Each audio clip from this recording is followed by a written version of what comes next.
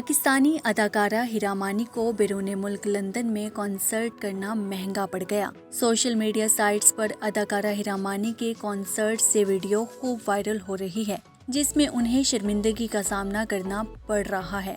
हीरा मानी कॉन्सर्ट के दौरान लाइव परफॉर्मेंस दे रही हैं। विलायती लिबास में मुलव्विस हीरा मानी मशहूर पाकिस्तानी गाना जा तुझे माफ किया गा रही हैं। हीरा मानी अपनी परफॉर्मेंस में शुरा को भी शामिल करना चाह रही हैं, मगर सामने बैठे लोग निहायत उकताए हुए और खामोश नजर आ रहे हैं। हीरा मानी गाने के कुछ बोल गाकर माइक शुरा के सामने करती हैं और गाने के अगले बोल एक साथ गाने का कहती हैं, मगर इस पर भी सब चुप नजर आए।